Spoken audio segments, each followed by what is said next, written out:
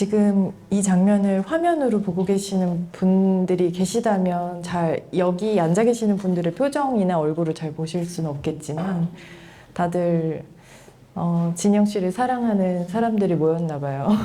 감사합니다. 그런 생각이 드는 얼굴들이에요. 네.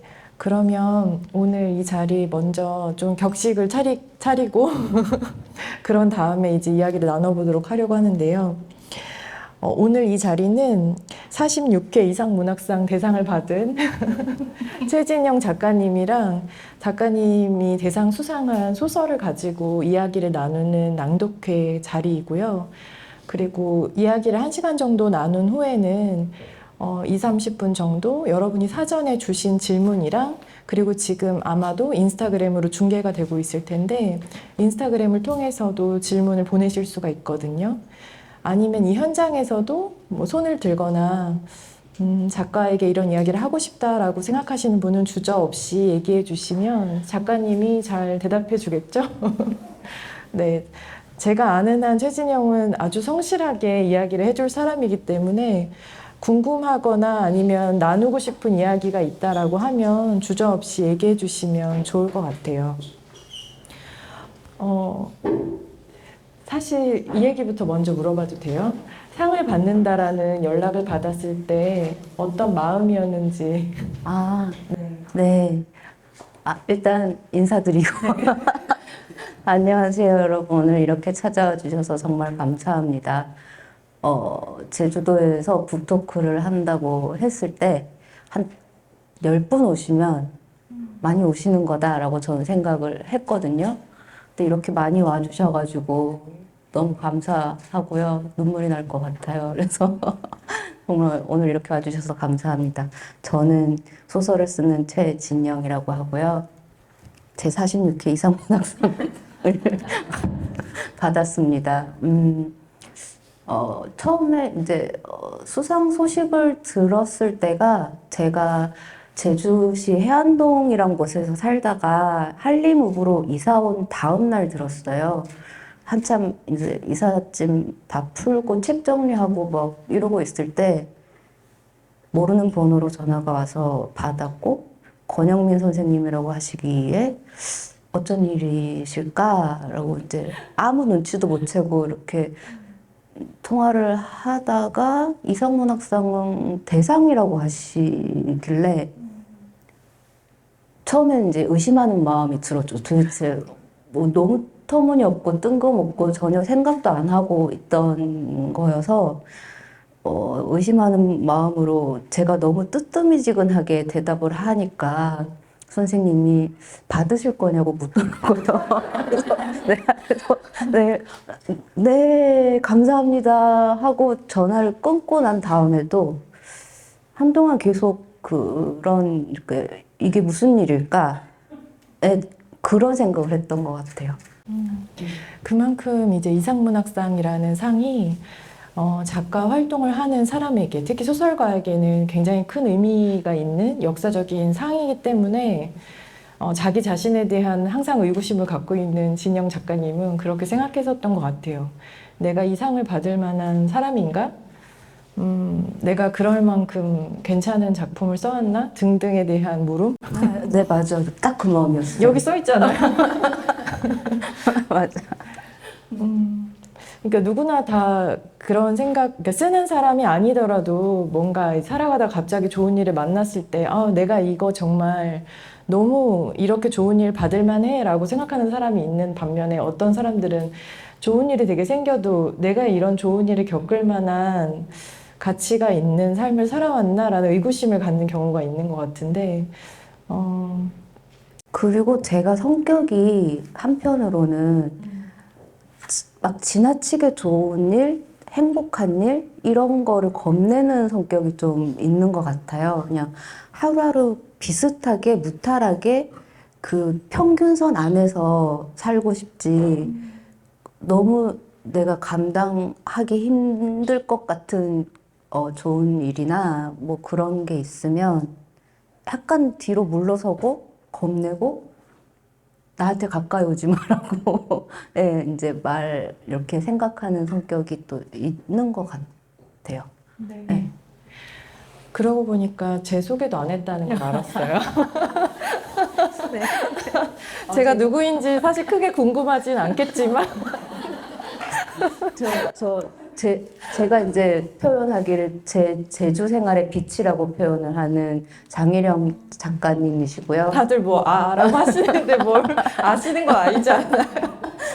시도 쓰시고 에세이도 쓰시고 소설도 쓰시는 정말 전방위 약간 놀리는 것 같은 아닌데. 느낌이 조금 있는데요. 아니에요. 근데 이제 네. 제가 작년에 처음 제주에 내려왔을 때 먼저 연락을 주셔서 제 제주 생활의 빛이자 지도의 이정표 이십니다. 네. 아까 이제 진영님의 이야기를 들으셨던 분들 중에 제주 지리를 잘 모르면 한림 옹포라고 하면은 대체 어딘지도 모르시는 분들도 많을 텐데요. 한림 옹포는 제주 지도를 펴놨을 때 정서쪽 정도에 있는 곳인 것 같아요.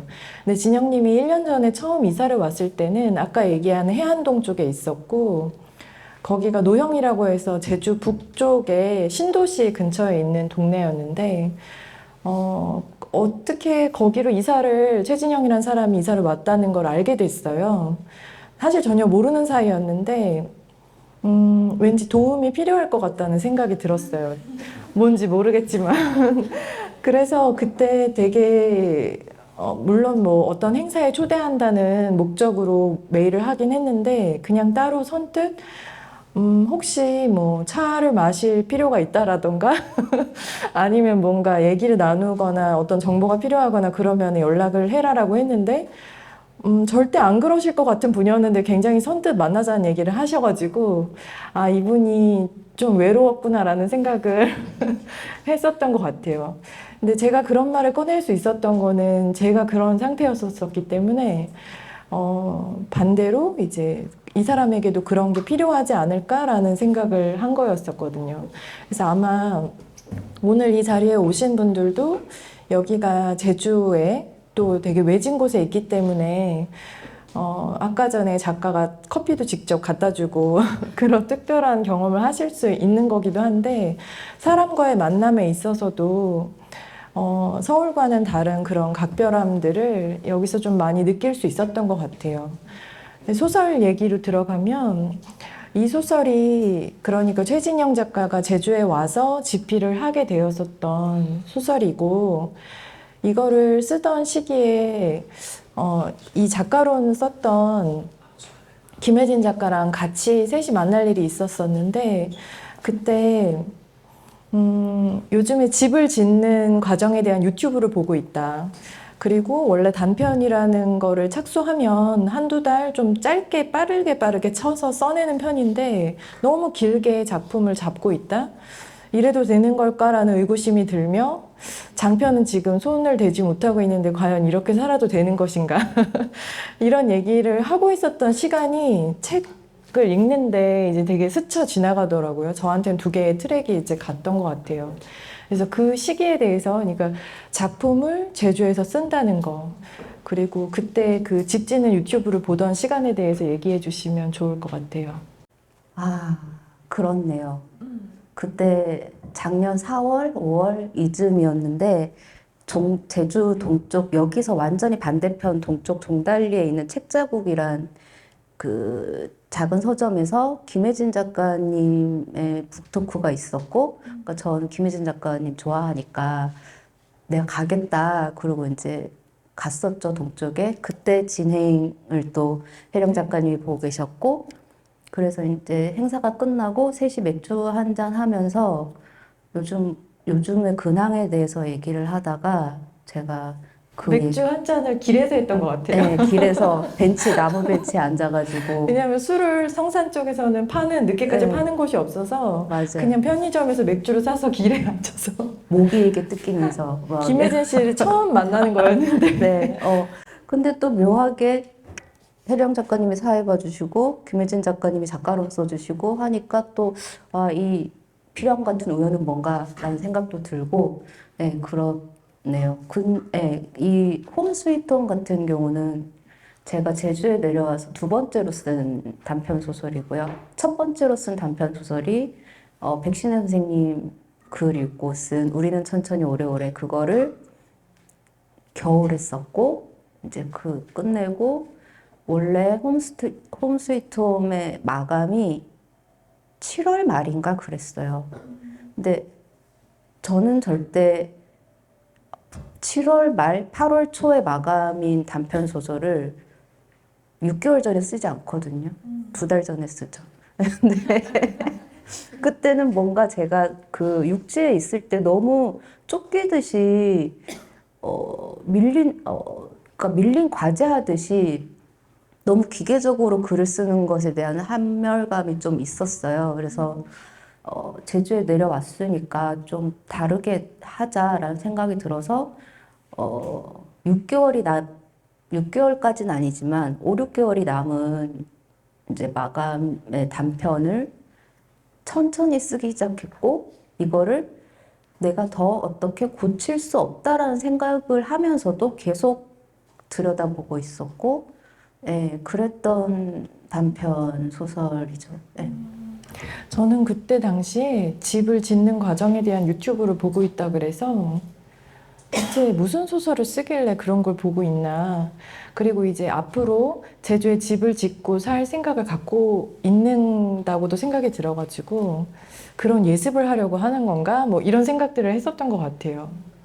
근데 그 소설 쓰려고 이 소설에 이제 그런 과정이 나오진 않죠. 집을 어떻게 짓는지에 대한 과정은 나오지 않는데 아주 짧게 뭐 바닥을 깔고 벽을 뭐 하고 뭐 이렇게 짧게 서술된 부분이 있는데 그 몇 줄을 쓰기 위해서는 그거에 아주 큰 덩어리를 제가 알고 있어야 그 몇 줄을 쓸 수 있어서 예, 그때 한창 집 이제 폐가 같은 거를 고쳐서 사는 사람들의 이제 영상을 집중적으로 보고 있었죠. 그러니까 이제 소설 쓰는 사람들은 어떻게 보면 되게 가성비가 떨어지는 거예요. 엄청나게 열심히 이런저런 유튜브도 보고 막 조사도 하고 그러지만 그게 얼마만큼이나 책 속에 쓰일 수 있을지 모르는 채로 이제 하지만 알아야 되기 때문에 알아야지 뭔가 들어갈 수 있으니까 그렇게 해야 했던 거겠죠. 그냥 그 집 짓는 과정이 들어가는 게 아니고 거기서 한 2, 3차에 더 깊이 들어간 사유 같은 게 소설에 쓰이는 것 같아요. 집을 짓는 과정을 보면서 들었던 생각? 이런 게 결국에는 소설이 되는 것 같아요. 어떤 제 안의 분위기를 만들어서 예, 그 분위기가 글로 나오는 느낌. 집을 짓는 이야기를 써야겠다는 생각은 어떻게 해서 시작이 되었던 거예요? 그 확실한 계기는 떠오르지 않는데 제가 이번에 이렇게 쭉 돌아보니까 제가 여태까지 썼던 소설에 집이 좀 의미가 있더라고요. 예. 그래서 그게 어쩌면 제 유년기 이사 경험들과 뭐 20대 이후에 옮겨 다녔던 집들과 그런 거에 대한 제 감각 같은 게 저한테는 중요한 문제여서 이제 소설로도 계속 나오는 것 같아요. 그래서 지금까지 제가 그렸던 집은 되게 원룸이나 이제 1인 가구가 살만한 그런 집들이 많이 나왔고, 저는 언제든지 떠날 수 있는 사람이라는 생각으로 살아왔고, 예, 공간에 정을 주지 않는 사람이었고, 그랬는데, 그 의미가 단편 소설인 겨울방학을 기점으로 조금씩 변했던 것 같고요. 이제 저도 모르겠어요. 사람이 변하는 존재여서 나이가 들다 보니까 소설에도 썼지만 이제는 내가 살다가 죽고 싶은 집을 하나는 이제 마련해야 되지 않을까? 언제나 떠날 생각만 하다가 이제는 떠날 수 없어요. 네. 네. 제가 무슨 제주 도지사는 아니지만 너무 여기에 여러 가지를 버려놨어요. 아, 네. 뭐, 그것도 수고하면 되죠. 근데, 이제는, 조금, 그런 공간에 대해서도 꿈꿔보게 된 것 같아요. 네. 나이가 든 거겠죠.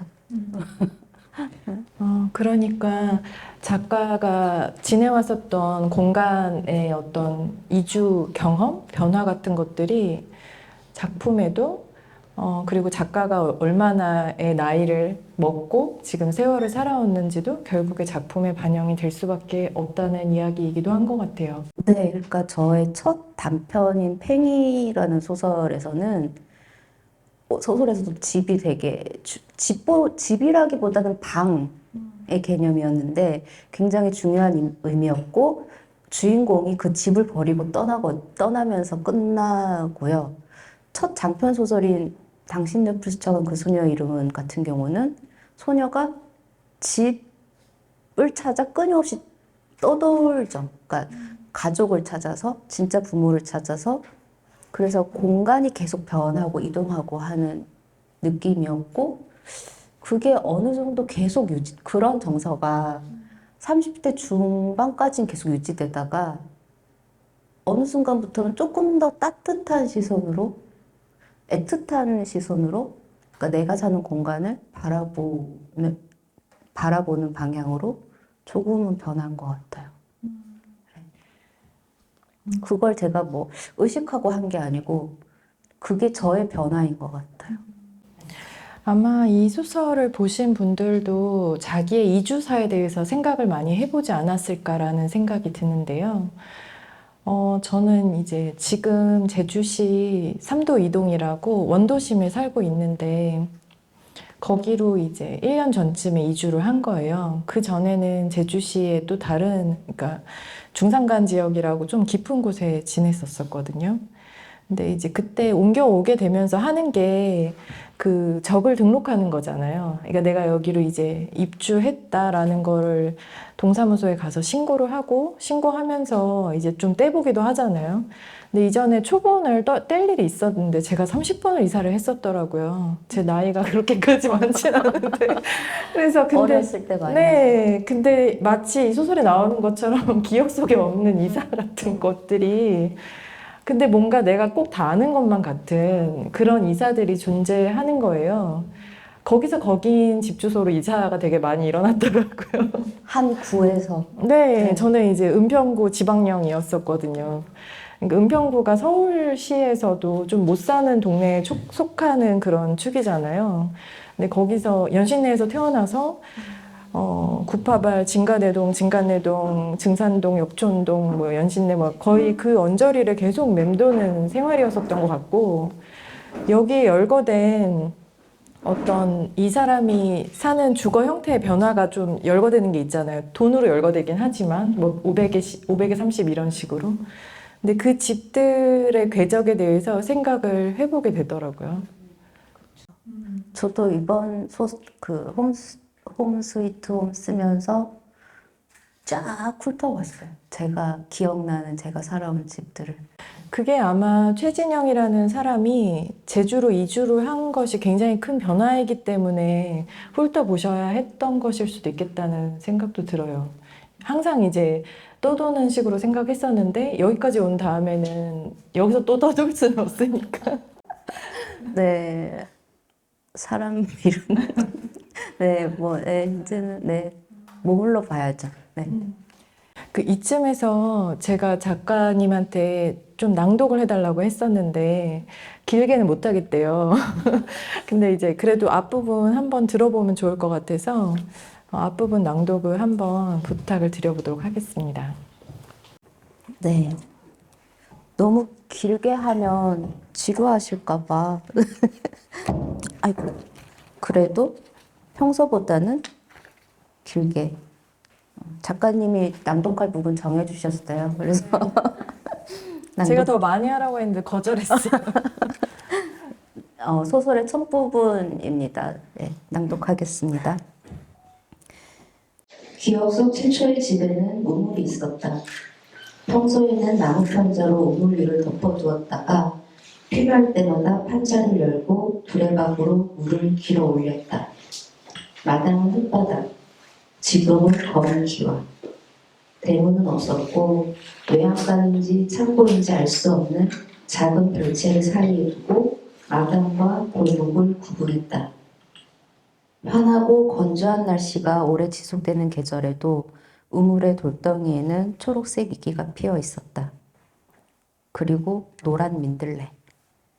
돛돌과 흙바닥 틈새에 벽과 벽의 모서리에 뿌리를 내렸던 별 같은 꽃.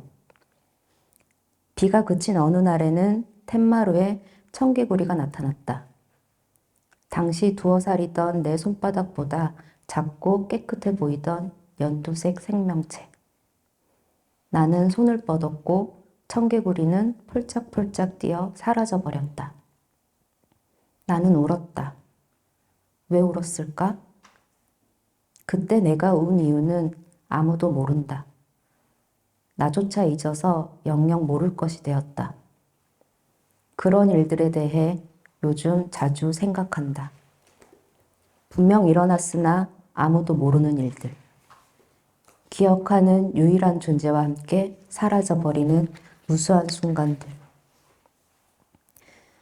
그런 것들에 무슨 의미가 있나 싶다가도 한 사람의 인생이란 바로 그런 것들의 총합이라고 생각하면 의미가 없을 수만은 없고, 폭우에 빗방울 하나, 폭설에 눈송이 하나, 해변에 모래알 하나, 그 하나가 존재하는 것과 존재하지 않는 것에 무슨 차이가 있을까?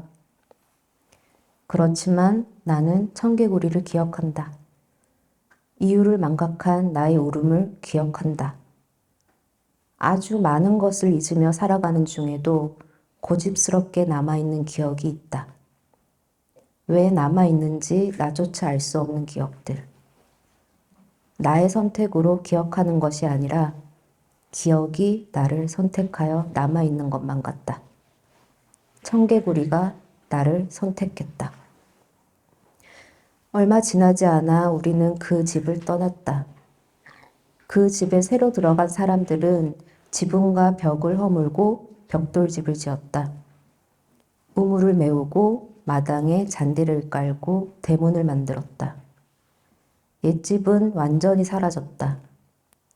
몇 년 전 엄마와 함께 그 집 앞을 지나갈 일이 있었다.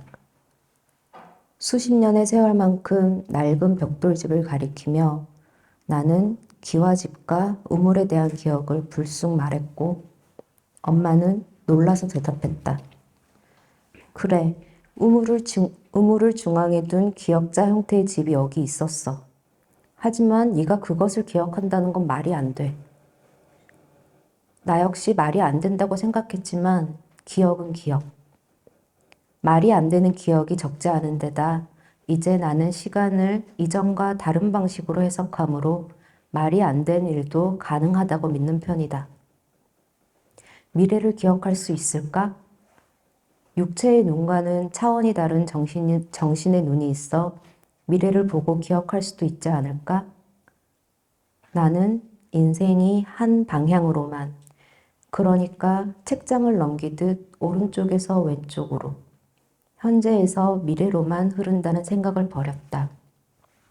시간은 인간의 언어, 측정 도구, 약속, 인간이 발명하고 이름 붙인 것. 그러므로 다르게 해석할 수도 있을 것이다. 이를테면 다음처럼 시간은 발산한다. 여기까지 읽겠습니다. 감사합니다. 이 책 사람들 앞에서 읽는 이거 처음이지 않으세요? 처음이에요. 네.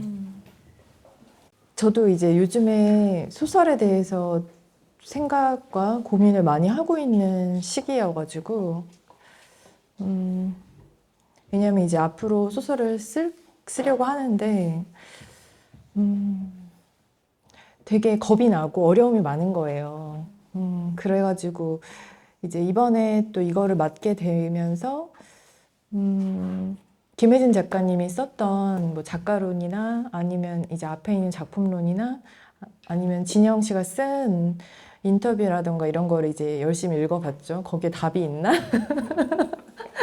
결국 똑같거든요. 그것에 대한 궁금증을 갖게 되는 거는 남이 왠지 답을 갖고 있을 것 같다는 생각을 하니까.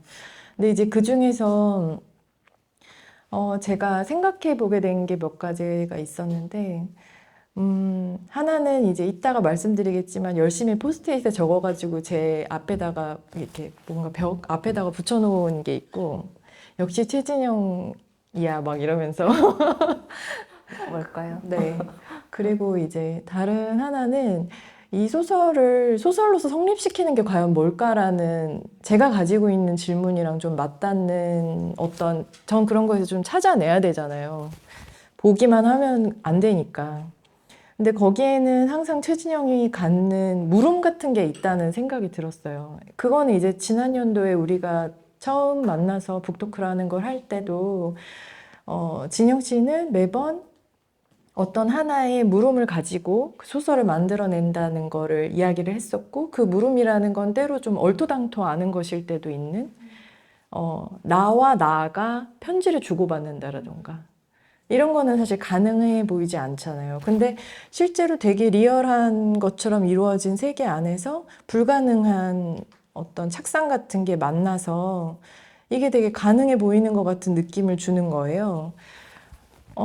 그러면 어쩌면 이 사람이 생각하는 소설이라는 건, 우리 인생을 이렇게 보여주는 거긴 한데, 현실에 있는 그대로만 보여줘서는 소설로 성립이 안 되고, 무언가 다른 게 필요한데 그 다른 거라는 건 어쩌면 불가능해 보이는 어떤 것, 가장 불가능해 보이는 어떤 것을 접합시킬 때 소설이 가능하다고 생각하는 건가?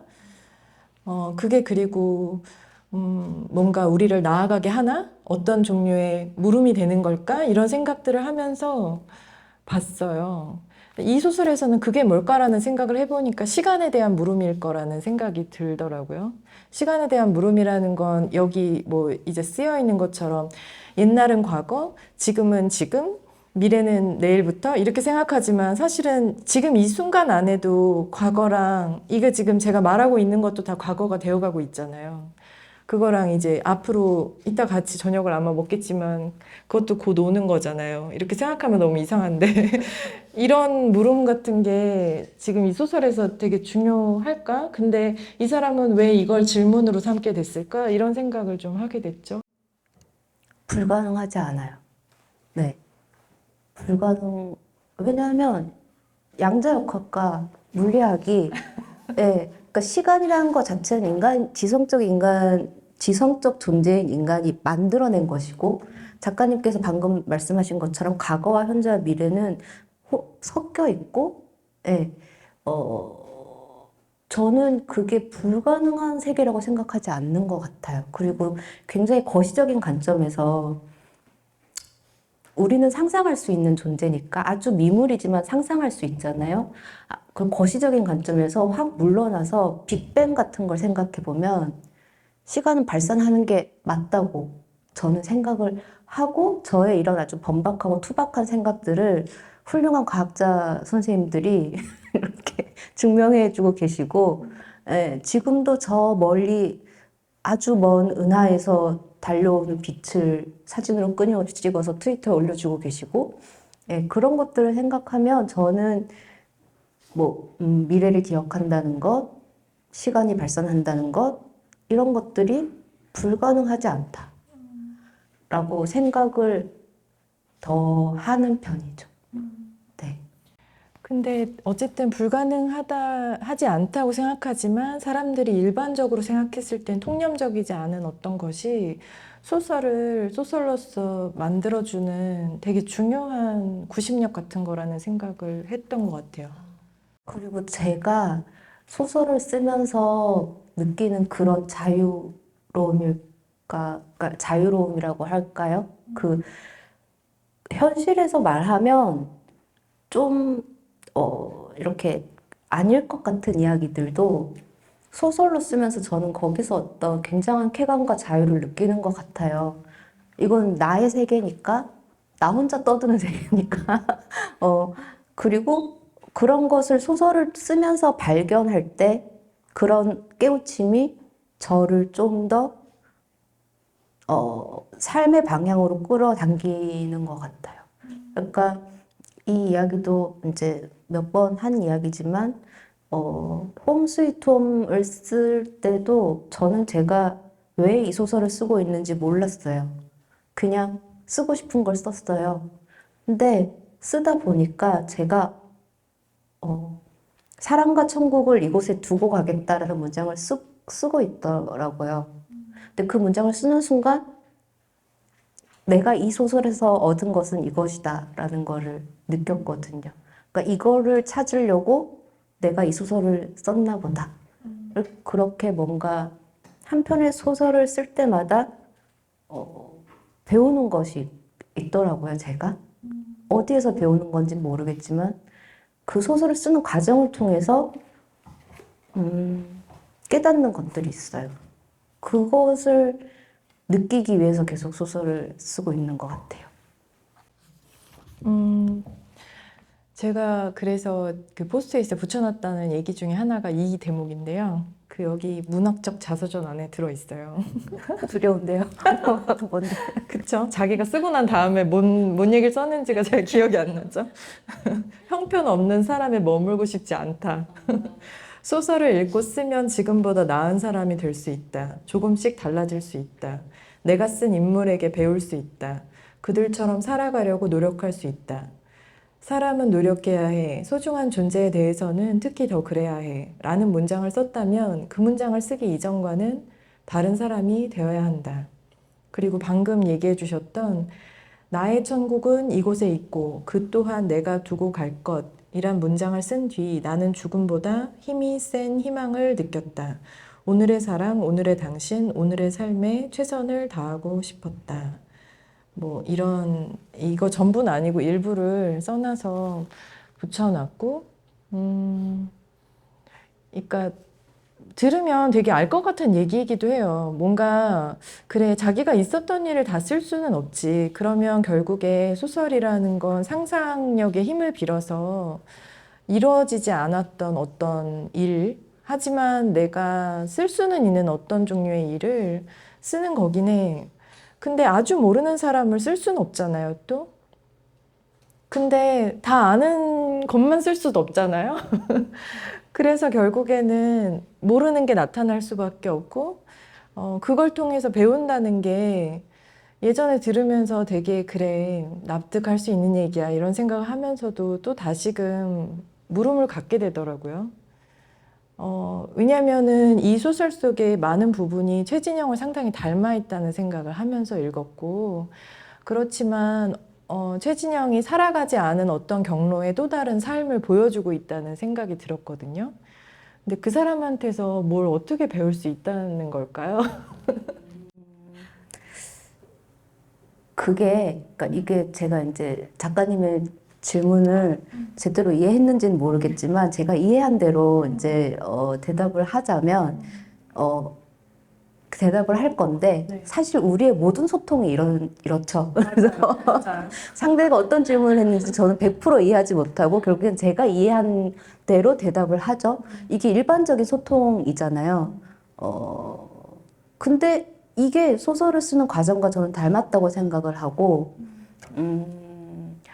제가 소설을 쓸 때 가장 중요하게 생각하는 것은 나는, 그러니까 내가 쓰는 이야기이긴 하지만 나는 이 이야기가 어떻게 될지 알 수 없어. 그러니까 제가 정해놓은 길로 소설을 끌고 가려고 하지 않고, 소설이 가는 대로 제가 따라가는 편이에요. 네, 그래서 한편으로는 그러니까 아까 말씀하신 것처럼 이게 과연 말이 되나? 라는 의심 같은 게 들 때도 있거든요. 그러니까 저의 어떤 지금까지 쓴 소설들을 다 보면 그런 식이죠. 그러니까 뭐 죽은 연인의 몸을 먹거나 뭐 이제 과거에 나와 미래에 내가 편지를 주고받거나 뭐 아포칼립스 알 수 없는 바이러스가 퍼지고 있는데 사람들이 러시아로 가는데 러시아로 가는 과정은 잘 그려져 있지 않고 뭔가 이렇게 되게 대단히 일어나지 않을 법한 일을 제가 하나를 넣는 것 같아요. 근데 물론 저도 그런 걸 쓰면서 저도 고민을 하고 이제 망설이고 두려워하죠. 이래도 되나? 라고 하는데 그런 이래도 되나라는 이성보다는 소설에서는 이렇게 할 수 있어. 그리고 내가 하고자 하는 말은 사람의 몸을 먹는 게 아니야. 나는 사랑을 얘기하는 거야. 좀 더 집중하는 거죠. 내가 여기서 하고자 하는 말은 바이러스를 어떻게 피할 수 있는지가 아니야. 사랑을 말하고자 하는 거야. 그러면 내가 좀 더 이제 근본적으로 말하고 싶어 하는 이 거대한 어떤 주제를 위해서 요 정도는 쓰자. 요 정도는 허용하자라고 이제 스스로 납득시키는 면이 있는 것도 같고. 배우는 거예요. 배우는 거. 그쵸. 우리의 소통이 이렇다니까. 배우는 거? 내가 나에게서? 네, 그러니까 그러니까 이게 참 되게 묘한 어떤 건데요. 내가 아주 안 살았던 이야기를 쓸 수는 없어. 어느 정도는 좀 살았던 얘기로부터 출발할 수밖에 없는데, 근데 에세이를 쓰는 거는 아니고 내가 살지 않았던 어떤 가능성을 가지고 또 쓰게 되잖아요. 그래서 결국엔 어쩌면 나의 이야기일 수도 있는데, 그것에게서 무엇을 어떻게 배우지? 이런 생각이 들어요. 그러니까, 사실 그래요. 제가 쓴 모든 소설의 주인공은 저거든요. 이름만 다르지, 저는 아까 말씀하신 것처럼 모르는 인물에 대해서 쓸 수는 없기 때문에 저는 굉장히 다양한 상황 속에 저를 집어넣고 그 인물에게 감정이입을 해서 쓰기 때문에 인물들이 다 비슷비슷합니다. 예, 하는 생각, 행동, 어떤 대처 방법 다 비슷한데요. 저는 저를 모르거든요. 저는 제가 어떤 사람인지 모르겠어요. 안다고 생각해 본 적이 없는 것 같아요. 네. 그래서 어떤 상황 속에 저를 던져놓고 글을 쓰는 거지만, 그래서 그 인물이 저라고 생각하지만 글을 쓰다 보면 제 안에는 한 번도 존재한 적 없었던 것 같은 문장들이 나오거든요. 근데 그거는 제가 쓴 거잖아요. 그러니까 내가 여태 모르고 살던 내가 쓴 거라고 저는 생각을 하고, 이거는 되게 철학적인 질문인데, 나라는 것은 도대체 뭔가, 나는 누구인가요? 나는 육체인가요? 나의 이 생각은 전부 내 생각인가요? 아니거든요. 모두 어딘가에서 제가 경험하거나 들었거나 읽었거나 봤거나 했던 것들이 제가 되는 건데, 그 중에서 나의 것만을 찾자면 그런 건 저는 없다고 생각을 해요. 나는 무엇인가? 나는 누구인가? 나는 어떤 존재인가? 자체도 굉장히 커다란 철학적인 질문인데 굉장히 재미있는 질문이고, 이런 걸로 소설 써도 좋을 것 같고. 네, 저는 저를 잘 모르겠어요. 네. 네, 내가 누구인지 여전히 모르고, 나도 내가 모르는, 하지만 나 안에 있긴 있었던 어떤 종류의 문장이 튀어나오고, 그래서 내가 되는 꿈도 나왔었나 봐요. 네. 근데 정말 소설 쓸 때 쾌감이 있어요. 그러니까 내가 평소에 하지 않던 생각들이 문장을 통해서 나올 때 어떤 뭐랄까, 경이로움이 있는 것 같아요. 예전에는 그런 걸 생각하지 않고 썼거든요. 근데 요즘은 점점 이제 사실 글쓰기도 굉장히 지치는 일이고, 힘든 일이고, 자기의심이 많이 드는 일이고, 한편으로는 굉장히 나를 소모시키는 일이기도 해서, 왜냐면, 그러니까 저는 그렇게 다채로운 사람이 아니고, 다양한 경험을 하는 사람이 아니고, 나의 생각은 고만고만한데, 끊임없이 뭔가 새로운 사유를 하면서 글을 써야 된다는 것도 힘들고, 한편으로는 비슷한 얘기를 계속하는 것도 굉장히 지난한 일이고, 거기서 오는 되게, 환멸? 뭐라고 할까요? 지치는 구석들이 있어요. 근데 그것의 반대편에서 내가 어떤 문장을 썼을 때의 그런 즐거움, 자유로움을 느끼는 순간들이 있으니까 계속 하는 것 같은데 저는 제가 이렇게 말을 길게 하고 있으면 굉장히 불안합니다. 내가 나에게서 멀어지는 것 같아서요. 또 내가 또 이상한 질문 잘못 이해한 것 같고 나 혼자 이렇게 길게 얘기하면 안 되는데라는 생각이 있어서. 네, 아니에요. 뭐 잘 얘기한 것 같아요. 그냥 생각해 보면서 듣고 있어요. 이상문학상을 받은 작가는 이렇게 생각하는구나 이러면서 왠지 막 거기에 정답이 있을 것 같고 이렇게 하면 소설 잘 쓸 수 있을 것 같고 여러 생각들이 있잖아요. 네, 각자 뭐 다 자기만의 방식이 있는 거겠죠. 네. 맞아요. 이쯤에서 하나 낭독 하나 더 들어도 돼요? 아, 지루하지 않으실까요? 아니요, 괜찮은 것 같은데요. 네, 제가 듣고 싶은 부분은요. 다른 거는 너무 길 수도 있을 것 같고 34페이지에 우리는 차 안에서 자주 다퉜다? 네, 거기 부분. 그러니까 소설을 읽을 때 약간 덜컥덜컥 하는 순간이라는 게 있잖아요. 근데 이제 저한테 두 번의 순간 정도가 있었던 것 같은데 그 중에 한 순간이었었던 것 같아요. 요 대목을 읽는 것이. 네, 이렇게 정해주시니까 참 좋네요. 정해주신 부분을 읽겠습니다. 저도 이 부분 쓰면서 좋았습니다. 우리는 차 안에서 자주 다퉜다. 다투지 않을 때는 하나만한 말이지만 하고 나면 이상하게 마음이 편안해지는 말을 나눴다. 산을 보면 산이 참 높다고, 바다를 보면 바다가 참 넓다고, 꽃을 보면 꽃이 참 곱다는 말들. 그리고 어느 날엔 이런 이야기들. 사전 연명 의료 의향서를 쓸 거야. 자연스럽게 떠날 수 있도록 두라는 뜻이야. 내 몸에 어떤 튜브도 넣지 말고 나를 살리겠다고 나의 가슴을 짓누르지도 말란 뜻이야. 엄마, 잘 기억해. 나는 꼭 작별 인사를 남길 거야. 마지막으로 내가 한숨을 쉬면 그건 사랑한다는 뜻이야. 비명을 지르면 그건 사랑한다는 뜻이야. 간신히 내뱉는 그 어떤 단어든 사랑한다는 뜻일 거야. 듣지 못해도 괜찮아. 나는 사랑을 여기 두고 떠날 거야. 같은 말을 어진에게도 했다. 사랑을 두고 갈 수 있어서 나는 정말 자유로울 거야. 사랑은 때로 무거웠어. 그건 나를 지치게 했지. 사랑은 나를 치사하게 만들고 하찮게 만들고 세상 가장 초라한 사람으로 만들기도 했어.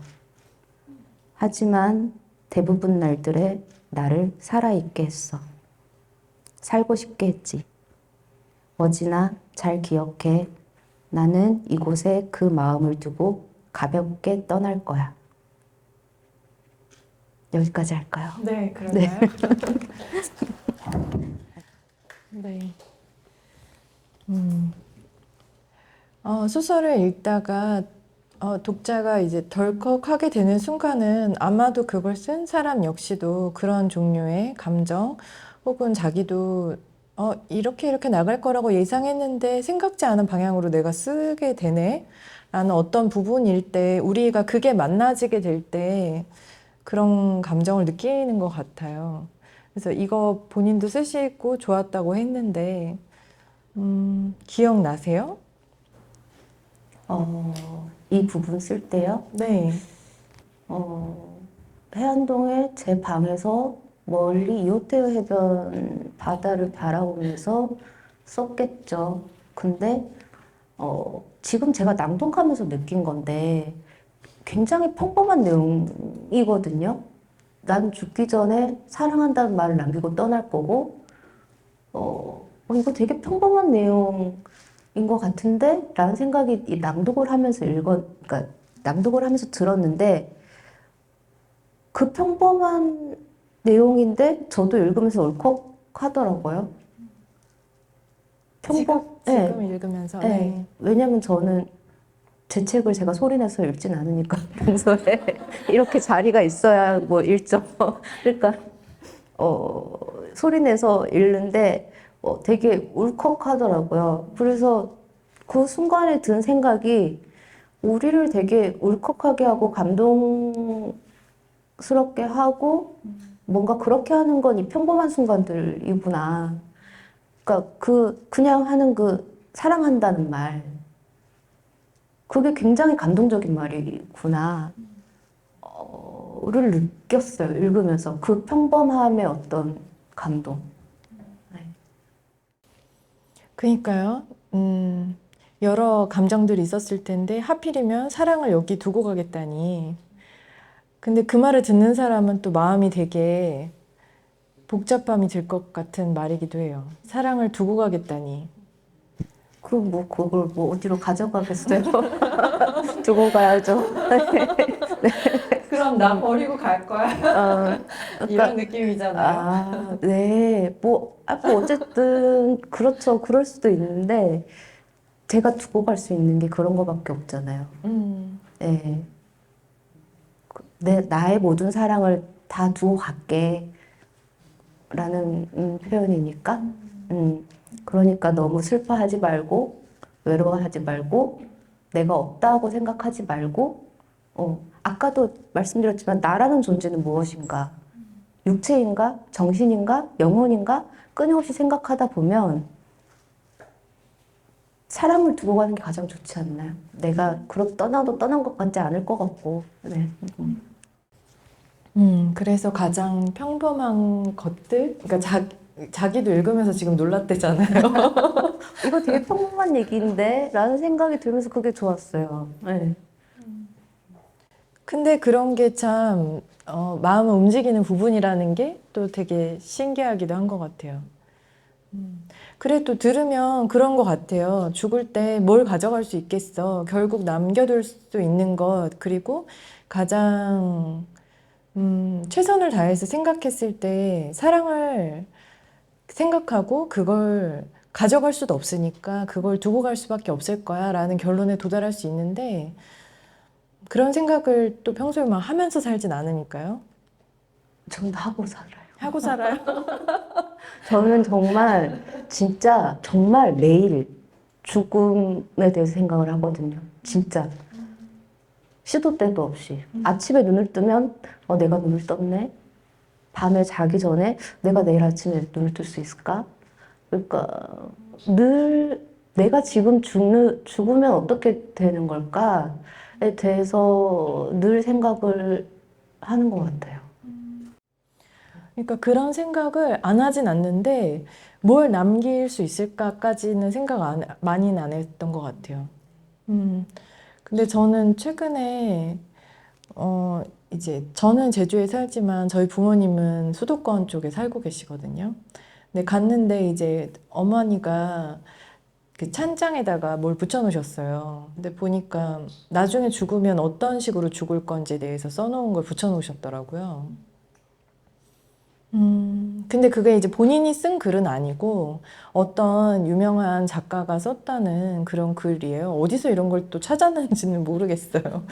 그리고 그 작가분은 왜 이런 글을 썼는지도 잘 모르겠어요. 아직 안 돌아가셨거든요. 네. 근데 이제 저희 어머니한테 뭔가 그게 되게 이렇게 뭔가 마음에 남긴 부분이 있었던 것 같아요.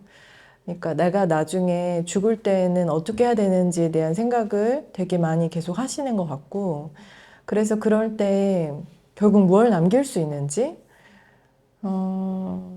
그리고 그 마지막 정리들은 어떻게 해야 되는지를 미리부터 차근차근 하지 않으면, 그거는 나중에 되게 크게, 내가 감당할 수 없는 일이 될 거야. 이런 생각 하시는 것 같다는 느낌을 받았고, 그게 정확하게 그래서 지금 뭘 느끼고 있어라고 다시 묻지는 못했어요.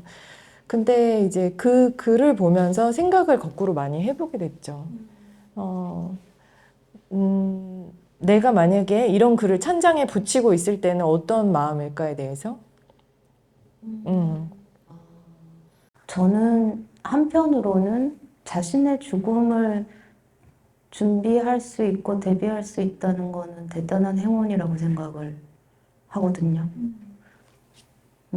그래서 제가 늘 죽음에 대해서 생각을 한다는 거는 내가 지금 살아있다는 걸 느낀다는 뜻이어가지고, 예, 죽음에 대한 생각은 살아있음을 가장 생생하게 느낄 수 있는 방법이기도 하고, 그게 죽음이 두려워서 하는 생각일 수도 있지만, 그냥 좀 이렇게 담대한 마음으로, 예, 모두가 겪는 죽음이고, 나에게도 언제 어떻게 닥칠지 알 수 없는 나의 죽음이고, 그러니까 좀 더, 그러니까 그 두려움이나 공포 같은 걸 내려놓고, 그래, 언젠가 내가 겪을 일이라고 조금 더 친밀하게, 대수롭지 않게 생각하는 방법인 것도 같아요. 예, 그게 근데 나의 죽음에 대해서는 얼마든지 그렇게 생각할 수 있어요. 되게 가볍게, 담대하게. 근데 이거를 당신의 죽음이라고 생각해버리면 저는 절대 그렇게 담대해지지가 않거든요. 그러니까 한없이 슬퍼지고, 살 수 없을 것 같고, 고통스러워지고, 뭐, 세상이 다 뭐 없어질 것 같은 것 같고, 그렇게 왜 나의 죽음에 대해서는 이토록 내가 담대하면서 타인의 죽음에 대해서는 이렇게 두려워하고 무서워하는가, 에 대한 생각으로 이 소설의 마지막에 쓴 게 이제 폭우의 빗방울 하나, 저기 해변의 모래알 하나가 있는 것과 없는 것은 다르다라는 결론이 저는 내려진 거죠. 그러니까 당신이 있는 세상과 없는 세상은 너무 다르니까, 네. 그래서 그렇게 결론을 내린 것 같아요. 지구의 관점에서는 우리가 눈 한 송이나 모래 한 알 정도랑 비슷한 걸 수 있겠네요. 지구는 인간에게 관심이 없습니다. 마지막 문장이 네. 인간에게 관심 있는 종은 인간뿐이에요. 이 자의식 과잉의 인간뿐이고, 우주든 지구든 신이든 인간에게, 나에게 관심이 없어요. 네. 이제 주셨던 질문이 제법 몇 가지 정도 있었는데, 그거 얘기하기 전에 하나 더 낭독을. 얼마든지 하긴 하겠는데. 네. 아, 네. 왜냐하면 이게 마지막 낭독이 되지 않을까 싶으니까요. 그래서 27페이지에 미래를 기억할 수 있을까? 라는 그 물음부터 이 부분 또한 이제 제가 좀 덜컥거리게 됐었던 이제 두 가지 파트가 있다고 했잖아요. 이제 하나가 이 소설이 되게 평범한 이야기인데, 왜냐하면 어떤 사람이 아프고 그 사람이 자신의 앞으로 얼마 남지 않은 살날 혹은 뭐 더 주어질 수도 있지만 그걸 잘 알 수 없는 불확정적인 미래에 대해서 고민하게 되는 거. 근데 그 사람은 같이 사는 사람이 있고 뭐 이런 것들은 되게 좀 누구에게나 일어날 수 있는 어떤 종류의 일이잖아요. 근데 아직 오지 않은 미래가 마치 예전에 일어났었던 일인 것처럼 이 이야기하는 방식 때문에 뭔가가 되게 이상하다라는 생각을 느끼면서 소설을 읽게 됐었던 것 같아요. 근데 그게 이 소설에서 되게 강력한 힘인 것 같다는 생각을 했던 것 같거든요. 그래서 그 부분을 읽으면서 일단 저희의 이제 대략적인 이야기는 좀 마치고, 그리고 들어온 질문과 해주신 이야기를 같이 나누어 보면 좋을 것 같아요. 그러면 그 미래를 기억할 수 있을까 말고 그 밑에 나는 선택하고 싶었다부터 읽어도 네. 돼요? 네. 제가 때리지 않을 거예요. 네, 낭독하겠습니다. 나는 선택하고 싶었다. 나의 미래를, 나의 하루하루를. 살고 싶다는 생각이 아닌 살아있다는 감각에 충실하고 싶었다. 내가 원하는 치료는 그런 것이었다. 내가 말한 적 있나? 나는 어진에게 살아본 적은 없으나 기억하는 집에 대해, 기억한다고 말하는 건 말이 안 되는 집에 대해 말했다. 그리고 노트를 펼쳐 주택 평면도와 입체도를 그렸다.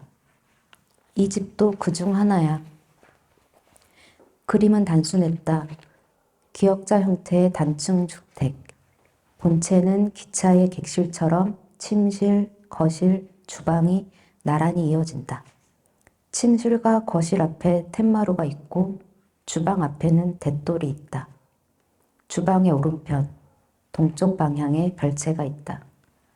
본체와 별채 사이 라일락나무. 마당의 서쪽에는 텃밭이 있다. 담을 대신하는 사철나무와 낮은 대문. 거실 앞에 텐마루를 가리키며 말했다. 비 오는 날 여기에 앉아 부추전을 만들어 먹었어. 텃밭을 가리키며 이어 말했다. 이 텃밭에서 부추를 가위로 잘라와서. 어진이 물었다. 언제? 나는 대답했다. 미래의 어느 여름날. 주방 앞을 가리키며 덧붙였다. 여기에 하얀 꽃이 피어날 거야. 구절초나 마거리트 같은. 내가 씨앗을 뿌린 기억은 없지만. 어진이 대답했다. 그런 꽃은 저절로 피어나기도 해. 나는 고개를 끄덕이며 중얼거렸다. 그래, 저절로 피어도 좋겠다. 어진이 물었다. 지붕은 무슨 색이야? 하늘색. 텃밭에는 무엇을 키워? 초록색과 빨간색들. 대문은 노란색. 좋다. 부추전 말고 또 뭐가 있어? 무언가를 먹은 기억. 콩국수. 채 썬 오이랑 당근 얹어서. 눈이 많이 내리는 날에는 김치볶음밥. 계란지단 얹어서. 잠시 그림을 바라보다 말했다. 나는 이 집에서 죽어. 그 순간 내 주변 어딘가에 분명히 존재하는 미래와 희망을 느꼈다. 그럼 나는? 어진이 눈물을 닦으며 물었다. 나와 같이 여기서 살지. 이 집은 어디에 있어? 만취하리라는 희망보다 훨씬 단단한 확신을 담아 대답했다. 이제 우리가 찾아낼 거야. 감사합니다.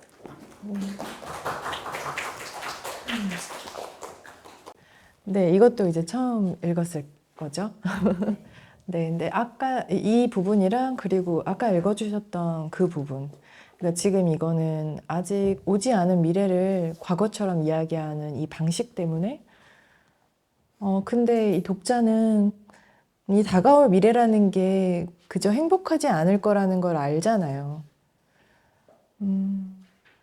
그게 이제 해피엔딩은 아닐 거라는 걸 알면서 보는 어떤 느낌이 되게 복잡함을 남기더라고요. 마음 안에. 저는 그래서 행복과 해피엔딩이란 개념도 다 다를 것 같아요. 저는 주인공이 행복하다고 생각해요. 네. 질병과 죽음을 고통과 비극으로 받아들이는 순간 불행해지는 거고,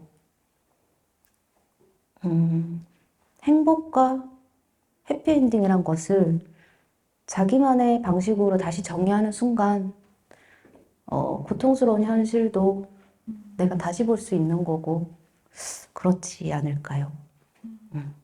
제가 지금 다니는 요가원 선생님이랑 똑같은 얘기를 하고 계셔가지고 두 분이 친하신가라는 생각하면서 봤어요. 항상 행복과 불행이 양면인 거고 그래서 행복이란 말을 믿지 않으신다는 얘기를 하시더라고요. 네, 뭐, 그 통상적으로 생각하는 행복과 그런 것들을 다시금 자기만의 방식으로 정의 내려 보시면 좋겠습니다. 그래서 그 시간에 대한 물음, 시간을 과거, 현재, 미래로 나누는 것에 대한 어떤 종류의 물음, 시간은 발산하는 것이 아닌가라는 질문, 그리고 방금 말씀해 주셨던 자신의 미래에 어떤 병으로 인해서 죽음이 다가와 있다고 했을 때 그 사람이 그 삶을 어떻게 받아들이고 있나라는 어떤 태도, 그것을 과연 불행하다고 말할 수 있는가라는 물음 같은 것이 이런 물음들이 쌓여서 소설을 구성하게 되었었던 것 같아요. 이렇게 또 추정을 해보지만 또 이런 걸 또 쓰려고 하면 또 쉬운 게 아니죠. 네, 많은 도움을 받았습니다. 다시 말씀드리지만 넷플릭스의 엔드게임 뜻깊게 봤고요. 시사인의 이제 기획 기사 죽음의 미래 밑줄 치면서 봤고, 아파도 미안하지 않습니다를 아주 반성하면서 읽었고, 네, 그랬습니다. 김현수 선생님이 백석에 대해서 쓴 소설이 있잖아요. 일곱 해의 마지막이라는 소설이 있죠. 마지막 그 소설 끝나고 작가의 말 있는 부분에 앞뒤 맥락은 잘 기억이 안 나고 이루어지지 못한 일은 소설이 된다라는 표현이 있어요. 되게 멋있는 문장이기도 해가지고 그때 많이 이제 생각하게 됐었거든요. 그래서 김현수라는 사람은 자기의 인생이든 아니면 요즘 뭐 살아가는 사람들이든 뭐 친구든 아니면 심지어는 과거에 있었던 인물들에게든 그들에게 이루고 싶었던 무언가가 있었을 건데 이루어지지 못한 게 많잖아요. 대부분 그런 거니까 인생이. 근데 그 이루어지지 못한 부분이 소설의 영역이라고 생각하시는 거구나. 그리고 그거가 되게 많은 생각을 하게 됐어요. 그러니까 보통 이루어지지 못한다라고 하면 되게 그 부정적인 거라고 생각이 들잖아요. 난 막 이렇게 이루고 싶은 꿈이 있었어. 그때 그거는 잘 되지 않았고 뭔가가 안 된 거죠. 근데 그 부분이 소설의 영역일 수 있구나. 이거를 좀 생각 많이 해보게 됐었던 것 같고 지금 이 소설에도 적용돼요. 이렇게 대답을 하면 제가 너무 행복 전도사 같고, 정말 우리 요가 선생님 같아요. 네. 약간 요가 선생님 같고 행복 전도사 같은데 저는 또 이루어지지 않았다라고 생각을 안 하고 이것이 이루어졌네라고 생각을 하거든요. 그러니까 제가 막 그렇게 뭔가를 꿈꾸고 소망하는 인간은 아니에요, 사실은. 뭔가를 계획하고 꿈꾸고 소망하고 계획을 세우고 그것을 향해 달려가는 인간이 아니어서 그런지 이루어지지 않은 것을 생각하기보다는 이것이 이루어지지 않은 대신 뭔가가 있을 거 아니에요. 이것이 이루어졌네? 라고 바라보는, 그렇게 생각을 해야 좀 이렇게 스트레스 덜 받고 살 수 있는 것 같고요. 그래서, 그러니까 방금 제가 낭독한 부분도 그 뒤에 제가 에세이에 쓴 것 같은데, 오랫동안 꿈을 꾸면 그게 기억처럼 남아요. 그러니까 되게 사소한 경험인데 저도 에세이에 썼지만, 너무나도 속초바다에 가고 싶다는 생각을 많이 하고 그곳을 상상하면 내가 상상한 그 이미지가 기억처럼 남아요. 맞아요. 그 대목도 생각했어요. 저 그래서 이제 일본에 가려고 하는데 상상을 많이 했으니까 가면 너무 익숙하겠지 이런 생각하면서 봤어요. 그리고 지금 21세기는 온갖 정보가 넘쳐나잖아요. 가기 전에 모든 걸 우리는 체험하고 가는 거랑 비슷하거든요, 사실. 정보를 찾아보면. 근데 뭐 이것도 다른 얘기고. 오랫동안 꿈꾸면 기억이 되고, 기억이 된 미래는 나타납니다. 행복 전도사. 네, 알겠어요. 나타나는구나. 네. 음. 네, 맞아요. 하여튼 그 생각 많이 했고, 들어온 질문을 가지고 좀 얘기를 나누고, 그 사이에 한번 진영 씨한테 궁금한 게 있으시면 어떤 얘기를 하면 좋을지 생각해 보시면 좋을 것 같아요. 이게 시간에 대한 질문이 있었어요. 이게 질문의 시작과 끝이 약간 좀 다른 느낌인데, 다른 질문들도 사실 그래요. 인류가 동시에 과거, 현재, 미래라는 개념을 망각하면 어떻게 될까? 이게 이제 책 속에 나온 질문이죠. 누군가는 아주 찰나일지라도 평생 경험한 적 없는 엄청난 자유를 실감할지도 모른다. 이 부분에서 읽으셨던 분 또한 해방감을 느끼는 그런 자유를 상상했대요. 요즘 작가님은 어떤 자유를 누리고 계신가요? 저요? 네. 제가 누리고 있는 자유요? 혹은 어떤 자유를 원하나요? 라는 질문이었어요. 시작과 끝이 약간 다른 느낌의 질문. 제가 원하는 자유는 분명히 있습니다. 마감이 없는 거. 근데 마감이 없으면 못 쓰잖아요. 이젠 쓸 수 있을 것 같아요. 근데 정말 그 뭐랄까 촉박한 마감에서 벗어나고 싶은 자유는 늘 갈망하고 있는데 말씀하신 것처럼 마감이 없으면 내가 과연 쓸까라는 의심도 있어요. 사실은. 근데 네, 그리고 내가 감히 마감을 거부할 수 있을까라는 생각도 있다고 하지 않았어요? 거부하고 있어요. 정말 뭐랄까 마감이 없는 상태에서 내가 쓰고 싶은 만큼 쓰고 싶다라는 자유를 갈망하고 있고요. 마찬가지 의미로 제가 누리고 있는 자유라면 글을 쓰는 자유겠죠. 그건 아무도 침범하지 못하고 나만의 세계고 나에게는 소설이 있어 라고 생각을 하면 저는 웬만한 거는 다 그냥 괜찮아지더라고요. 좀 뜬금없는 질문인데요. 가장 좋아하는 맥주와 와인을 알려달래요. 네, 여러분 제가 미각이 그렇게 훌륭하지 못하고 후각도 그렇게 훌륭하지 못해서 저는 그냥 가성비 좋은 가성비 좋은 저렴한 것들을 먹어도 제 안에 들어오면 다 똑같은 알코올이기 때문에 근데 잘 모릅니다. 싼 거 먹어요. 그냥 저렴한 거. 네, 참고로 와인, 맥주 다 잘 드셨던 것 같아요. 네.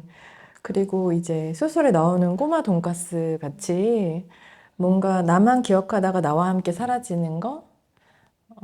여기 이제 소설 첫 대목에도 그런 게 있잖아요. 나만 기억했는데 나마저도 기억을 못하면 그냥 사라지는 어떤 것들이 있는 것에 대해서. 그런 게 이제 작가에게도 있는지? 당연히 있으니까 썼겠지만, 아, 그 꼬마 돈가스의 맛에 대한 묘사나 그건 저의 진짜 중학교 시절의 경험이고 너무 신기하게 그 꼬마 돈가스의 맛이 아직도 기억이 나요. 네. 그렇게 뭐 훌륭한 맛은 아니었는데 되게 맛있게 먹었거든요. 이거를 그냥 얘기하면 아무도 들어주질 않을 얘기거든요. 이런 얘기는. 네. 근데 그 뜬금없이 그렇게 말할 수 없잖아요. 있잖아, 내가 중학교 때 어떤 친구가 뭐 꼬마 돈가스를 사왔는데 이런 얘기를 하면 누가 들어주겠어요. 근데 이제 소설을 쓰면 들어준다는 네. 얘기죠. 맞아요. 그리고 그건 거기에 굉장히 많은 의미를 부여해 주세요. 그러면 저는 너무 이제 또 행복하고, 그런 기억은 아주 많죠. 근데 한편으로는 그런 것의 행복한 기억보다는, 그러니까 이 꼬마 돈가스도 행복한 기억이라고 보기에는 약간 좀 어긋나 있잖아요. 근데 인상적으로 남아 있는 거잖아요. 저만 기억하고 있는, 그리고 나와 함께 사라질 기억들은 되게 쓸쓸하고 너무 지긋지긋하고 다시 생각해도 외롭고 막 이런 기억들이 남아 있는 것 같아요. 이거는 굳이 내가 누군가에게 말할 이유도 없고 다시 떠올린다고 해서 내가 좋아지는 것도 아닌데 그래 그때 내가 굉장히 좀 그랬어. 너무 좀 너무 외로웠고 너무 힘들었어 라는 기억인데 한편으로는 제가 그런 기억들이 있기 때문에 살아가고 있는 것 같아요. 지나왔잖아. 그때는 되게 그렇게 그랬지만 지나왔잖아.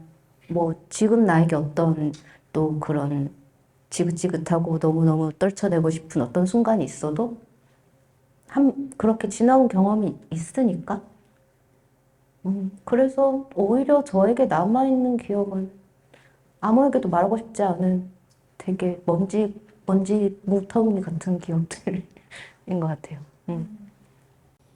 그리고 들어왔던 것 중에 마지막 질문은 본인 이제 소설 중에 가장 애정이 가는 주인공에 대한 게 있었네요. 저의 모든 소설의 주인공은 저여서 딱히 애정이 간다고 말하면 좀 쑥스럽지만 근데 저는 언제나 모두 하니까 좋은데요. 그래서 저는 재하가 제일 좋아요. 왜냐면 그렇게 얘기할 것 같아요. 네. 네. 재하한테 되게 많이 기대고 의지했었던 시간들이 있어서 네, 재하가 좋습니다. 그러니까 어떤 인물이 자기로부터 결국에 파생이 되기도 하는데 결국 그 사람이 잘 모르는 사람이어가지고 쓰게 되면서 그 사람으로부터 배우게 된다는 그 뭔가 이상한 선순환이 저한테 되게 많이 마음에 남는 이야기였던 것 같아요. 자기인데 자기를 모르고 모르기 때문에 배울 수 있어. 이게 무한 반복이어가지고 네, 그 생각을 많이 했어요. 이번에 이제 소설을 읽으면서 특히 그리고 뭐 나도 새롭게 놀라는 게 있어야 쓸 맛이 나잖아요. 뭐 다 아는 거라고 생각되는 거 써가지고는 뭐 이게 쓸 필요가 있나라는 생각을 하게 되니까 전 그랬던 것 같거든요. 안다는 것은 무엇인가에 대해서 우리가 또 알미란 무엇인가에 대해서 얘기하면 또 이것도 끝도 없거든요. 우리가 알고 있는 것이 제대로 알고 있는 것인가? 에 대해서 얘기를 하면 또 굉장히 우리가 밤을 샐 수도 있기 때문에 안다는 것, 저는 제가 뭔가를 안다고 선뜻 말하기가 두려워요. 예. 그러니까 내가 쓰는 이야기를 내가 알고 있어라고 말하기도 두렵고, 이 이야기는 내가 알아라고 이제 단언하기도 어렵고, 그런 과정에서 비틀비틀하면서 소설을 쓰다 보면 거기서 뭔가를 배울 수 있는 것 같아요. 자, 혹시 뭔가 질문이 들어온 게 있나요? 아니면 여기에 계신 분 중에서 뭔가 최진영에게 이런 걸 물어보고 싶다라는 게 있다면 주저없이 얘기해 주셔도 좋을 것 같아요. 네, 아무거나, 저요. 네. 들으면서 되게 물리학적인 사고를 소설을 통해서 표현하는 작가구나라는 생각이 들었고 테드창의 당신 인생의 이야기라는 이야기가 되게 많이 오버랩되는 부분들이 있었거든요. 이걸 읽으면서. 그래서 그러면서 테드창이 굳이 외계인의 출연을 빌려서 같이 얘기했던 것을 이 작가는 되게 우리 주변에서 소소한 것을 통해서 그걸 느끼게 해주는구나. 그래서 참 고맙다. 왜냐면 내 주변을 더 자세하게 보게 돼서. 그리고 우리가 되게 평범하다고 생각했던 것이 아까 왜 읽으면서 되게 뭉클 혹은 울컥 했다고 하는 거를 작가님만 느낀 게 아니라 듣는 사람들도 같이 느꼈거든요. 그러니까 그런 것이 갖는 힘, 그런 거에 대해서 다시 한번 주의를 환기시키게 된다. 그래서 고맙다. 그 질문을 하고 싶은 게 뭐냐면 결국은 아까 시간이 발산적인 것 같다 이런 말씀을 했는데 언어가 갖는 발산적인 힘에 대해서 굉장히 믿고 계신 작가구나 라는 생각이 저는 들어요. 왜냐하면 본인은 내가 무슨 말 하는지 나는 잘 모르겠어요. 그리고 앞으로 무슨 말 할지도 모르겠어요. 뭐 이런 말을 했지만 그럼에도 불구하고 그 밑에 전제로 깔고 있는 건 언어가 갖는 발산적인 힘을 이 작가는 정말 믿는구나. 네. 그렇게 그래서 그걸 보고 싶었습니다. 일단 테드창과 비교해 주셔서 몸둘 바를 모르겠지만 감사합니다. 네. 예전에는 그런 걸 믿지 않았던 것 같아요. 언어가 가진 힘에 대해서 생각도 하지 않았고 회의적이었고 그랬는데 제가 글을 쓰는 일을 10년 넘게 하다 보니까 믿을 수밖에 없어졌어요. 일단 제가 하는 일이 언어를 사용하는 일이고 언제나 내가 쓴 것 이상을 읽어주는 독자들이 있어요. 이것은 이상한 마법 같아요. 여기 지금 앉아 계신 분들. 네. 이거는 그러니까 뭐라 설명하기 힘든 마법이다라는 생각이 들 정도로 언어라는 것은 굉장히 한정적이고 제한적이고 너무나도 납작한 거잖아요. 우리가 표현할 수 없는 것들이 세상엔 훨씬 더 많잖아요. 언어로 표현할 수 없는 것들이.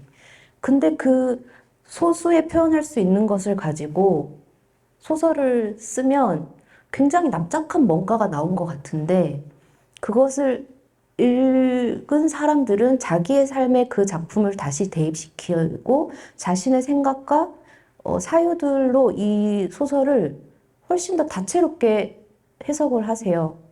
예, 그런 과정들을 겪다 보니까 언어를 믿을 수밖에 없어졌죠.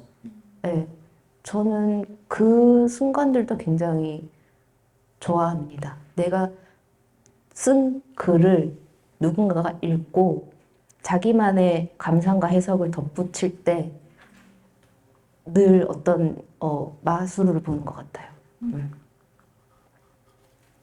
그리고 언어를 믿지 않으면 제가 제 일을 계속할 수가 네, 맞아요. 맞아요. 자기가 쓰는 문장의 힘을 믿지 않으면 쓸 수 없는 것 같아요.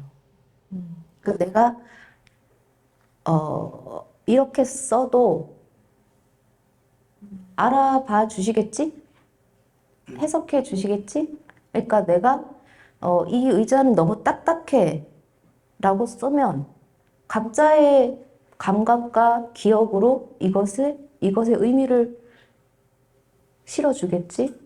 라는 그 인간에 대한 믿음.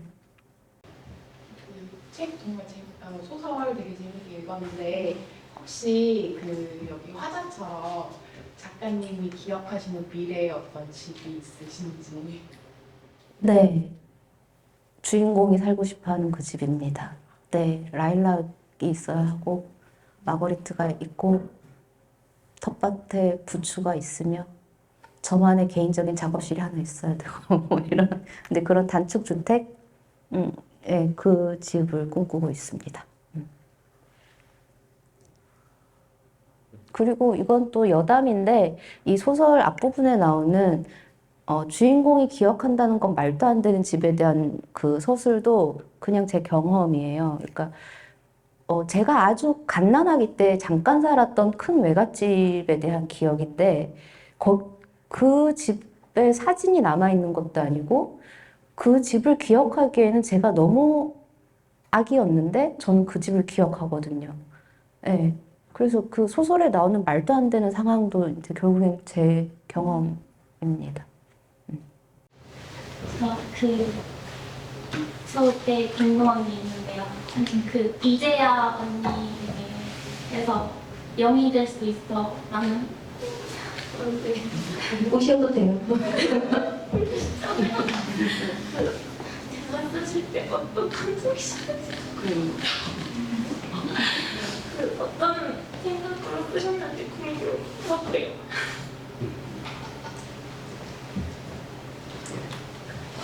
그런 마음으로 썼죠. 네. 사실 이래서 질문하기 싫어. 네. 그리고 비상문이라는 책 쓰실 때 왜 쓰게 되셨는지 너무 궁금했어요. 네. 그 이제야의 그 영이 될 수 있어는 지금 질문해주신 분이 마음으로 느끼는 그 마음으로 저도 쓴 것 같아요. 뭐라고 설명을 하면 어긋날 것 같고, 네, 질문해주실 때 그 감정으로 썼습니다. 제가 덧붙이면, 작년에도 뭐 그 얘기 나눴었잖아요. 작년에는 또 하필이면 이재아 언니에게를 가지고 이야기했어가지고, 그때 이제 이재아 언니를 쓸 때, 어떻게 썼는지를 좀 얘기를 해줬었어요. 근데 되게, 작은 방에서 앉아가지고, 옷을 껴입고, 왜냐면 껴입어야 됐던 건 계속 좀 추운 느낌이었었다고 말했던 게 기억에 남는 것 같거든요. 아니요. 그러니까 아니에요? 평소에 다른 글은 밀폐된 제 방에서 무언가를 껴입고 쓰는데, 거꾸로 기억하고 있었어요. 네, 이제야 같은 경우는 혼자 그러고 있는 게 좀 싫어서, 바깥으로 나갔다. 네, 카페에 이거였군요. 가서, 네, 그럼 제가 반대로 기억하고 있었네요. 네, 그러니까 그때는 네, 그랬어요. 저는 그 백색 소음 이런 거 되게 싫어하거든요. 그리고 글 쓸 때 뭔가가 옆에 있는 것도 별로 안 좋아하는데 그때만큼은 그냥 그 넓은 창이 있는 스타벅스에 앉았었습니다. 사람들의 소리를 들으면서.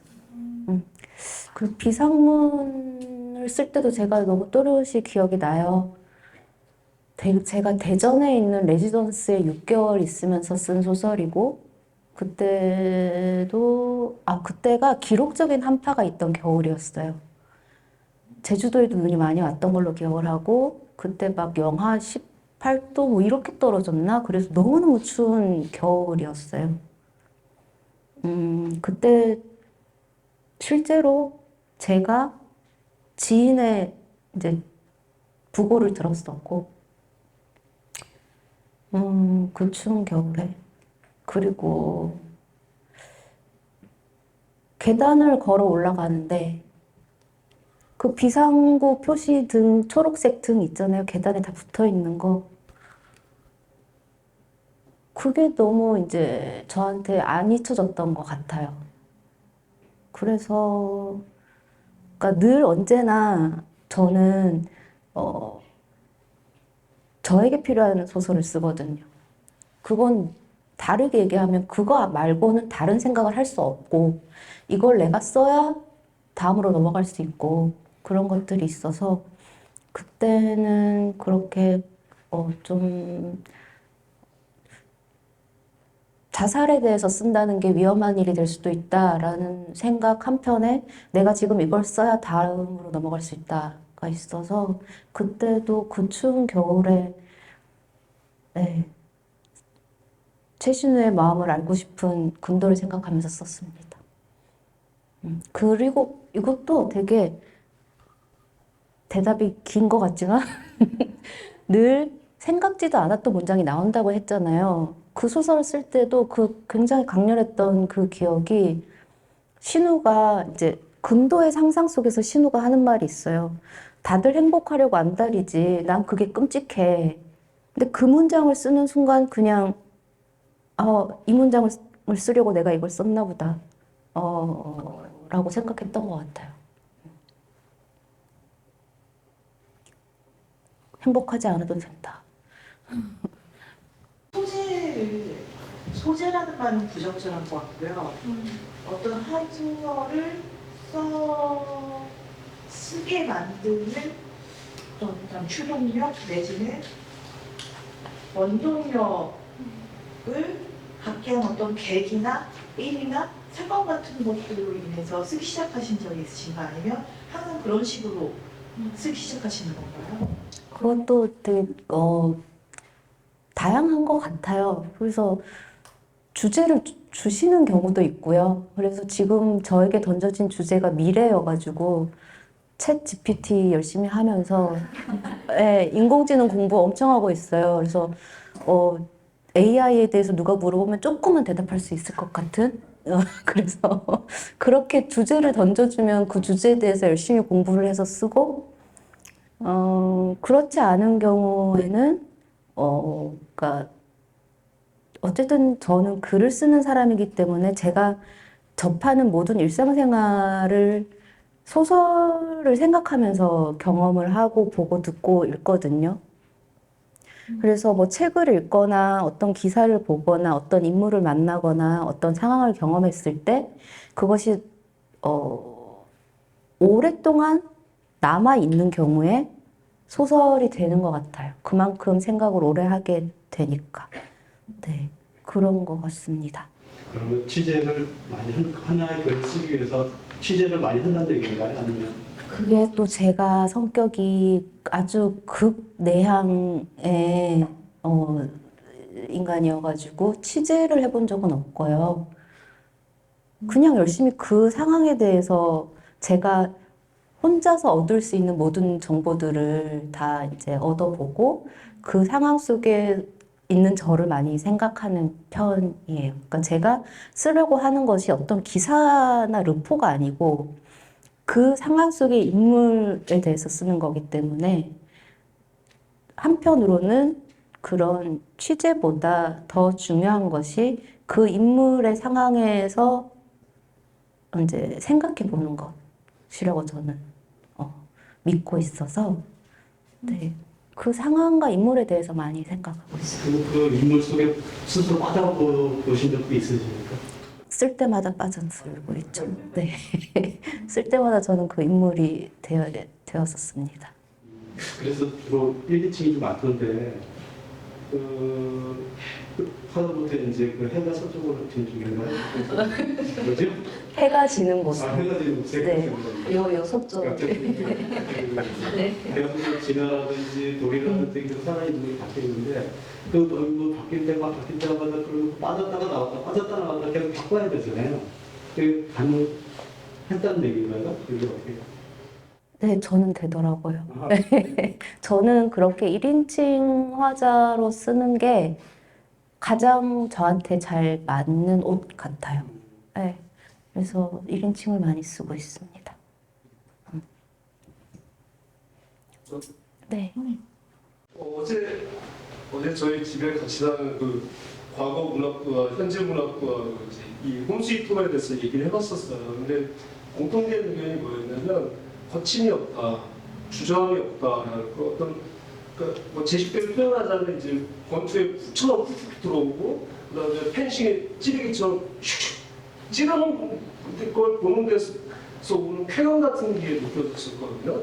근데 사실은 뒤에 문학적 사서를 보면은 형편없는 사람이 안 되고 싶다라고 얘기하는데 그게 좀 잘 안 맞는 것 같아가지고 혹시나 정말 본인 성격에 대해서 어떻게 생각하시는지 그게 좀 궁금합니다. 만약에 그게 혹시나 예방적인 추사가 아닐까 뒤에 자서전에서 말한 그 형편없는 사람인데 아닌 요 올라간다고 하는 게 그 점에 대해서 어떻게 생각하시는지 궁금합니다. 네. 작가님은 키보드에서 어떤 키를 가장 많이 쓰세요? 갑자기 왜 저한테 질문해요? 저는 단언컨대 딜레이트거든요. 계속 지우거든요. 그러니까 주저함이 없고 훅훅 들어오고 막 망설임이 없고 하는 거는 완성된 글을 보셨기 때문이고 그 한 문장 한 문장을 쓰기 위해서 저는 계속 지우거든요. 엄청나게 망설이고 주저하고 자기학 시즌 없이 그러고 있습니다. 근데 이제 저의 문체 자체가 간결하고 좀 짧고 그런 면이 있어서 그렇게 읽으시는 것 같고 근데 저는 스스로 제가 굉장히 형편없는 인간이라고 생각을 해요. 왜냐면 저는 아까는 안다는 것은 무엇인가에 대해서 얘기를 했지만 저는 남들이 모르는 내 모습을 또 너무 잘 알고 있거든요. 그러니까 제가 사회화된 성인이기 때문에 입 밖으로 내지 않는 말과 행동하지 않는 것들. 그렇지만 나는 내가 얼마나 나쁜 인간인지에 대해서도 잘 알고 있어요. 그것만큼은 남들보다는 내가 잘 알고 있겠죠. 그런 거 생각하면 전 형편없는 인간이 맞고 그러니까 좀 더 나은 인간이 되어보자라는 생각을 더불어서 하는 것 같아요. 네. 한 번 사는 인생 좀 더 나은 인간으로 살아야지 이렇게 생각하면서 살고 있습니다. 제가 죄송한데 처음 글을 읽었어요. 근데 너무 좋아서 당신 옆을 스쳐간 그 소녀의 이름을 어제 하루 동안 다 읽었거든요. 너무 좋았는데 지금 만나보니까 그 작가님의 인생과 접점이 없을 것 같은 느낌이 드는 거예요. 너무 다르신 것 같은 느낌이 들어서 굉장히 격렬한 소설이잖아요. 그 소설이. 그래서 그 소설을 어떻게 쓰게 되셨는지가 너무 궁금하고 너무 좋았어요. 감사합니다. 감사합니다. 네. 방금 전에도 제가 말씀드렸지만 제가 여러분에게 보여드리는 이 모습은 굉장히 제가 예의를 차리고 이제 사회화된 지성적 존재로서 하지 말아야 될 말을 하지 않고 이렇게 그런 저를 여러분은 보고 계시는 거고 소녀에게 있는 면도 저에겐 다분히 많다고 생각을 하고 제가 언제나 믿는 구석이기도 하고요. 그 지점이 소녀의 어떤 강인함, 단호함, 굽히지 않음이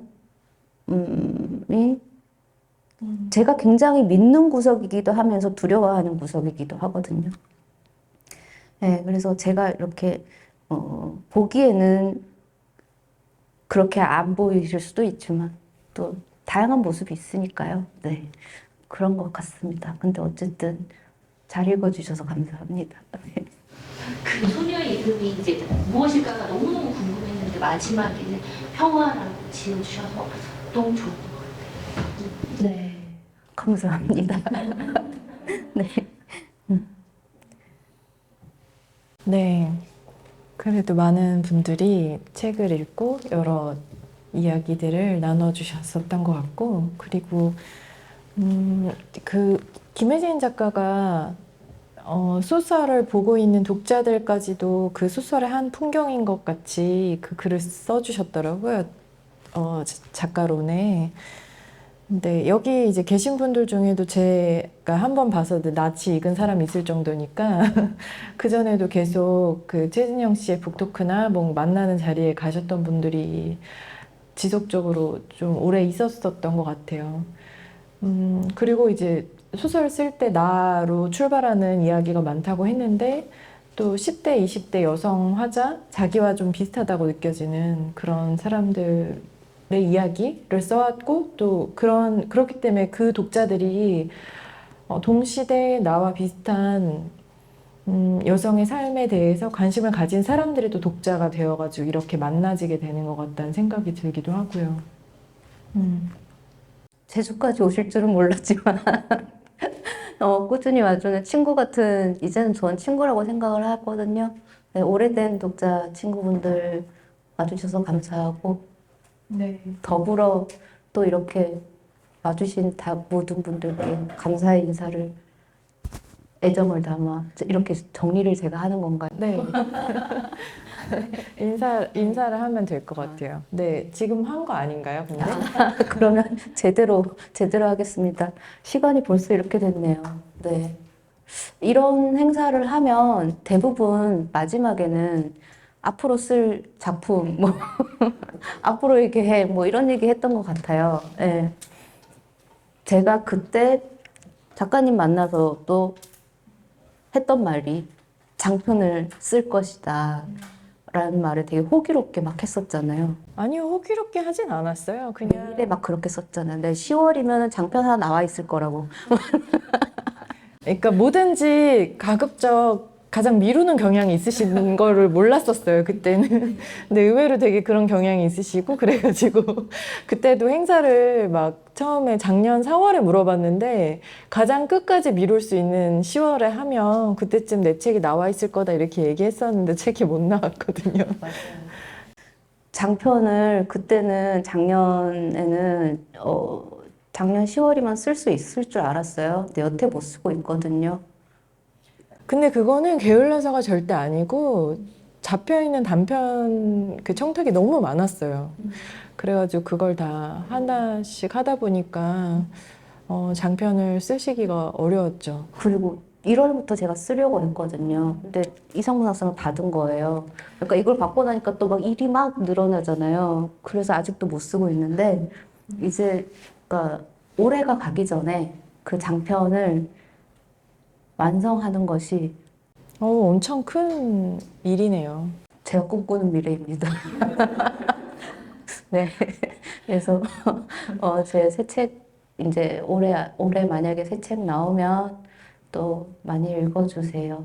네. 오늘 이렇게 와주셔서 감사합니다. 네.